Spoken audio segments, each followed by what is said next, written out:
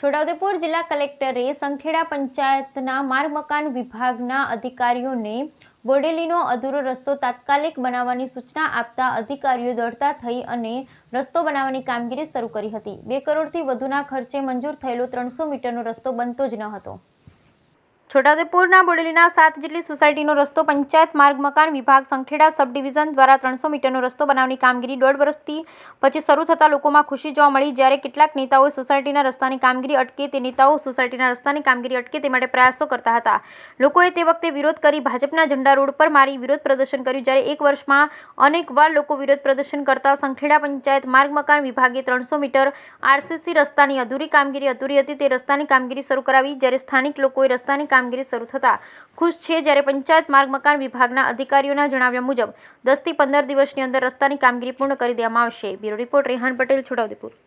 આજરોજ રોડનું કામ ચાલુ કરેલ છે અને તંત્ર દ્વારા પણ તનતોડ સાધનોથી કામ અગાઉ નિભાવેલ છે અને કામ ચાલુ હોય ને પબ્લિકની સુખાકારી માટે આ રોડ આજે ચાલુ કરેલ છે તો ટૂંક સમયમાં પરિપૂર્ણ થશે અને પબ્લિકને આવન જવન માટેની મુશ્કેલી દૂર થશે।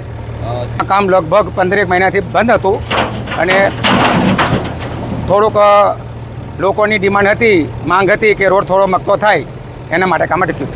આ કામગીરી આપણે જોવા જઈએ તો સવા વર્ષથી કામગીરી 2200 મીટરની કામગીરી પછી સવા વર્ષથી આ કામગીરી અટકેલી હતી અને જે આ કામગીરી આજે આપણે ચાલુ કરવા માટે આવ્યા છે 300 મીટરનો આરસીસી રસ્તો 5.5 મીટરની પહોળાઈમાં અને પછી પેવર બ્લોકની કામગીરી છે જે આજે આપણે કામગીરી કરવા માટે આવ્યા છે। બહુ જ ખુશીનો આજે દિવસ છે કે ઘણા સમયથી અટકેલું કામ આજે પૂર્ણ થવા જઈ રહ્યું છે।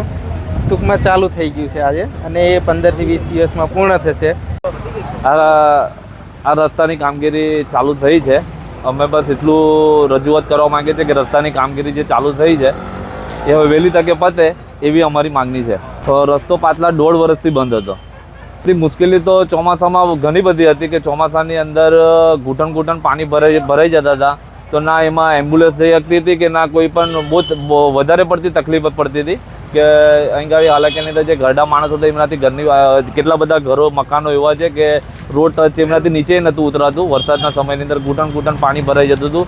મુશ્કેલી તો બધી કહેવા જશે તો બધી ઘણી બધી છે પણ હવે ખુશી છે કે હવે આ રસ્તાનું કામ જે ચાલુ થયું છે તો વહેલી તકે હવે પતી જાય એવી અમારી માંગણી છે।